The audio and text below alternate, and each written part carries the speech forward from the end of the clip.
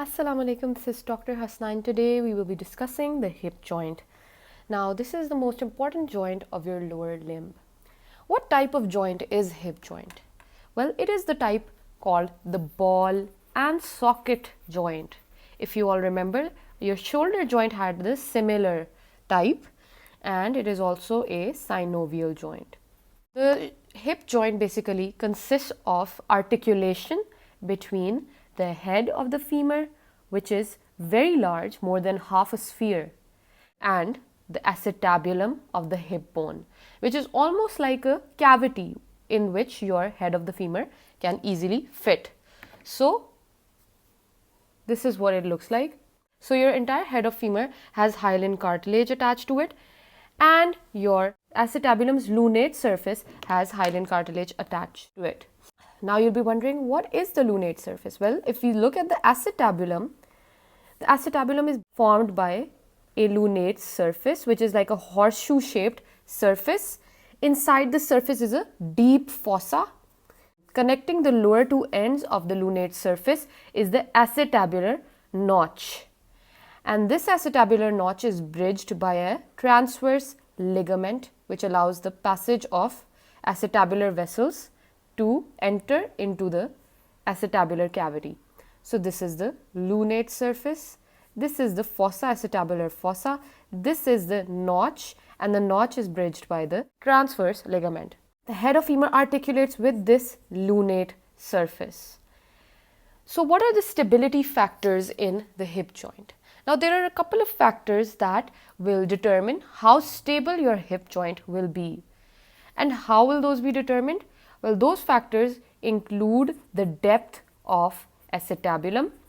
Number 2 is the strength of the ligaments of the hip joints. And then we have the strength of the muscles that surround the hip joint.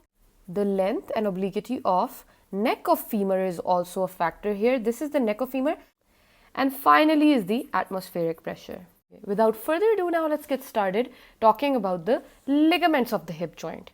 The ligaments of the hip joint are quite important, and they are altogether 7 in number. Let's begin with the first ligament, which is the fibrous capsule. Now in every joint there is a fibrous capsule, alright? So the fibrous capsule surrounds the hip joint. What is the attachment of the fibrous capsule? Now that is something you need to know. The fibrous capsule basically surrounds the hip joint at the margins of your acetabular labrum and below to the acetabular notch, obviously. On the femur, the fibrous capsule anteriorly extends up to the intertrochanteric line anteriorly, and posteriorly the fibrous capsule extends 1 centimeter medial to the intertrochanteric crest. Overall, the thickest part of the fibrous capsule lies anterosuperiorly. Entire fibrous capsule consists of outer longitudinal fibers and inner circular fibers. The inner circular ones are called the zona orbicularis. Now let's talk about the second ligament of this joint, and this is where the most important ligaments begin. The second ligament is known as the Ileo-femoral ligament. We divided the hip bone into 3 bones, the ilium, ischium, pubis. So it becomes easy to memorize the ligaments of the hip joint as you think about the hip bone's various parts and you link those various parts up to the femur. So these become the iliofemoral, the ischiofemoral, and the pubofemoral ligaments. Let's talk about the iliofemoral ligament. It is the strongest ligament of your body, and in the standing posture, your trunk can easily fall backwards. However, this ligament is responsible for preventing that from happening. It is shaped in an inverted Y, alright? So this is how it is. It is a inverted Y-shaped ligament. You can also call it the inverted Y-shaped ligament of Bigelow. It is necessary to know the attachments of this ligament. This is the apex of the Y. It is attached to the anterior inferior iliac spine. This is the base of the Iliofemoral ligament. The base of the iliofemoral ligament is attached to the intertrochanteric line of the femur. So overall, inverted Y-shaped, its apex attached to anterior inferior iliac spine while the base attached to the intertrochanteric line. This ligament, iliofemoral ligament, is giving strength anteriorly to the hip joint. So it is kept anteriorly. Let's move on to the next ligament, which is known as the pubofemoral ligament. The pubofemoral ligament is going to be providing strength inframedial to the hip joint. So the hip joint's inframedial strength is derived from the pubofemoral ligament. The pubofemoral ligament is attached to the iliopubic eminence of the hip bone and it extends and blends in with the iliofemoral ligament below. Next ligament is the ischiofemoral ligament. The ischiofemoral ligament is the weakest ligament of the hip joint, alright. This is basically going to give very small degree of strength to the hip joint posteriorly, and it is basically attached to the acetabulum and the ischium, alright. Next, we'll talk about the ligament called the acetabular labrum. Now, whatever consists of the word labrum means lip, alright.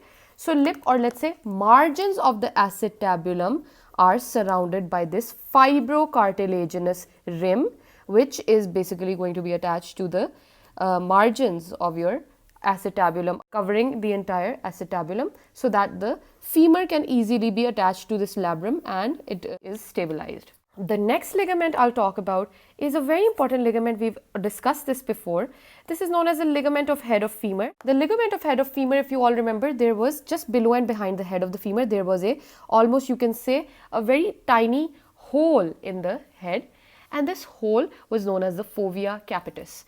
In the fovea capitis, there was a ligament being attached, and this ligament was known as the ligament of head of femur, ligamentum teres, or you can call it the round ligament. This ligament carries a very important vessel that gives blood supply to the head of the femur. Attached to the hip bone at the transverse ligament and acetabular notch, and to the femur via the fova capitis. And finally, the last ligament of the hip joint is called the transverse ligament that we've been talking about this whole time. The transverse acetabular ligament or transverse ligament of the acetabulum. This is the ligament that bridges the acetabular notch. What is notch? Anything that is a little depressed. So that notch is bridged by the transverse ligament, which allows passage of acetabular vessels and nerves beneath it. So that was all about the ligaments of the hip joint. The iliofemoral ligament is the strongest ligament. Overall, to memorize this, you should know that fibrous capsule is something that all the joints have. So fibrous capsule, and then you divide the hip bone into various parts, and every part is connected to the femur. So iliofemoral, pubofemoral, ischiofemoral. Acetabular labrum is basically has to cover the entire margin of the acetabulum. The ligament of head of femur, which transmits an important vessel going to the fovea capitis. The transverse ligament of the acetabulum has to bridge the acetabular notch. I really hope you understood today's topic. In the next video, we will discuss the muscle and movement of the hip joint. Thank you so much for watching.